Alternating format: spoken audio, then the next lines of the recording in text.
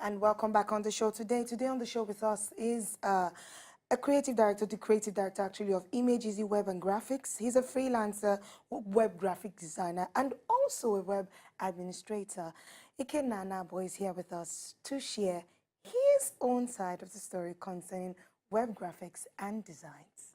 Welcome on the show. Well, thank you very much. Good to have you, Ikenna. Thank you. We're starting to see, when we talk about web design, graphics in particular, we're looking today at, we're not just going to stop the conversation at web and graphics, we're looking at maximizing the internet, maximizing opportunities that come with IT as well. Let's start with graphics, however. And when we talk about graphics, what does it entail?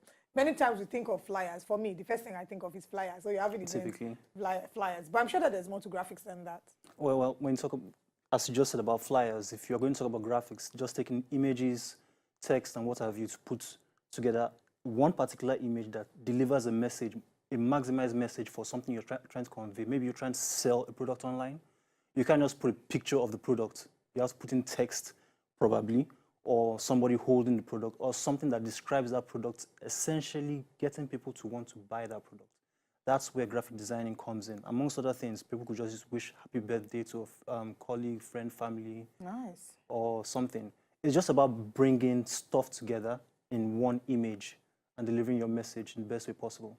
Okay, so I know that it involves a lot of creativity for you to do that. Yeah, typically. A lot of people try not to involve the creativity, but yeah, there's a lot of creativity. So how do you handle, being creative concerning different needs of different clients at the same time? Somebody wants a graphic design for maybe a business invitation, or somebody wants one for a birthday party, or different things. How do you do it? What are the things you put in place? I know it involves mind game, of course, but what else? Well, it's good to know the trend of the season. It's also good to know what is reigning within that period, pretty much the trend as well. But with clients, you can never read their mind, and clients have different needs. So it's a good idea to see something that they've worked with before, to know what they like and what they do not like. And it helps you streamline to satisfy their customers and the clients as well.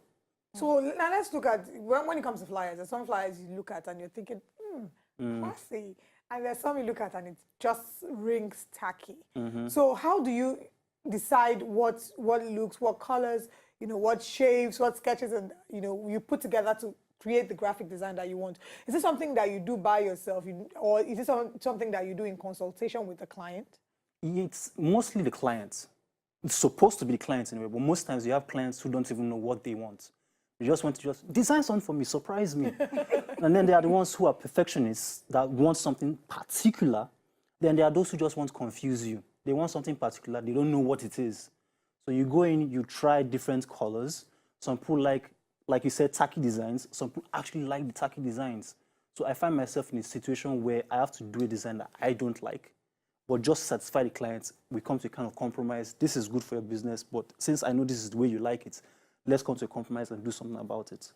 Okay. And how long on the average does it take to design graphics in flyer? It depends on the content. Okay. If it's a flyer, if all the content is ready, if the client has all the content ready and knows exactly what they want, it can help to be done. I could have it done in, say, maybe 2 hours, 1 hour, 2 hours. Sometimes but then there's also the send to them, they acknowledge, or they say, I don't want this, let's change this. And the whole changing and deciding could take longer than that. Okay, so graphic designs and web designs, is there any relationship between the two? Well, web design is on a larger scale. It's about the internet. You're putting a website. It's like you're creating an office space on the internet. Graphic design is under web design. Okay. You could have graphics on your websites. You want it to look nice and flashy, or you could just put in pictures as you like, or just text. But usually, graphic design comes under web design. But web design is just, it's brother than graphic design. Okay. And what opportunities abound when it comes to one who wants to forge a career path in IT, web design, graphics? What are the opportunities that abound? Yeah, well, there are lots of opportunities. It's just the problem is, I wouldn't say our country hasn't really opened up to it like that, but there are lots of opportunities. Network engineering, web development, like we just mentioned, systems engineering. There are so many opportunities abound. You could practically work anywhere in schools, hospitals, as long as the community is willing to open up to ICT. There are opportunities abound. Like recently, I have been freelancing for an institution that needed to expand their classes from just in-class studies to actual online studies. So yes, that was also an opportunity. Oh, okay. Amongst others, a spa needed to have their clients book online. I did that for them. And before you know what's going, they actually had clients booking from South Africa before coming to Nigeria. Like, we need a place to just chill out and have fun. Oh. So yes, it's open to all, even market people, everybody, anybody. A barber shop can have a website, and amongst other things. But yeah, the market's open for ICT. All right, now let's look at the creation of a website as well. So what are the first things? So I come to you and I say, oh, I want to create a website. What are the information that I need to have? And why is having a website very important? It's nice. It's like, I'm pretty sure you have a Facebook page. I'm pretty sure you have an Instagram account. We have these things for ourselves. But why can't your business should be an entity of its own. Why can't your business have an online presence? Okay. Which is where the website comes in. There are 5 major branches of digital marketing: search engines, sites. We're going to be going deeper this time around into information technology. Basically, let's see what happens around the internet. Now, you've mentioned to us why we need to have a website. There are many people who assume that for you to have a website, you should either be a business person or a celebrity. How true is that? It's not true at all. If you could have a website for a simple thing, like, I wouldn't exactly say a barber is a businessman. He could have a website where he just shows his cuts, a portfolio, if you like.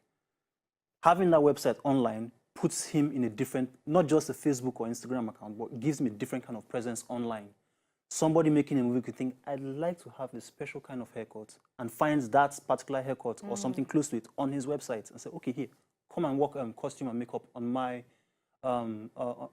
shoot or something like that. Everybody should have a website. Well, not everybody can afford one, even though it's quite cheap. But depending on what you need to do, models should have websites for their portfolios. Graphic designers typically, people selling, anybody can sell online. You don't necessarily have to go to Jumia. You could have your own specialized store and sell your stuff there. Okay, so I'm happy you mentioned cost already, because I was actually going to ask you a question about cost. A lot of people have complained that one reason why they can't or they don't have websites yet is because they feel it's cost heavy, that it's expensive. So averagely, how much would it take to actually get a website up if an average business person wanted to get one? It depends on what you want to use the website for. But truth be told, very basic truth is that if you get enough information from the internet, all you have to spend in Naira is somewhere around, let's say, in the neighborhood of 10,000 Naira to do it yourself. Okay, so now, when you're talking of websites, are we talking about, the websites, or are we talking about like WordPress or Blogger? In fact, what is the difference between all of these sites? They are all sites. Different hosting sites. Yes, not hosting per se. Hosting is the space online that your website files are stored. If somebody tries to call up your website, like the website of this organization, for example, the hosting is where the files for that website are stored. Now, the website itself could be created by different software.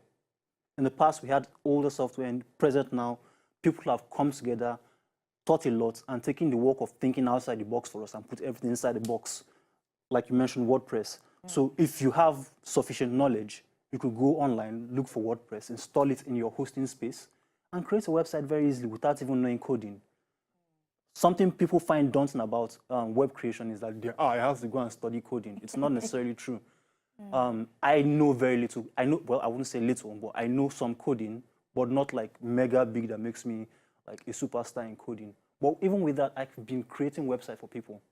It also helps to be creative, because if you have a creative mind, you could go online and create a website that actually appeals to people. Okay. Plus, it also WordPress, like you mentioned, I think I'm going to have mentioned that a lot because it's one of the best online, is that it allows you to create very easily without making too many mistakes online that makes your site not user friendly. Okay. Amongst other things like that. But it's quite easy to make one. The question, what you're paying a graphic designer for essentially is just to make it look good and user-friendly. Thank you so much for joining us. We've really had an enlightening conversation with Ikenna with regards to hosting. How can people follow you on social media? I am on Talk to Announce personally, but my business handle is at Image Easy, as easy with a Z, Image Easy. All right. Thank you so much for joining us. To enjoy more of these our Ogbonge videos when you just watch, press this button to subscribe on top of our YouTube page. You go love am.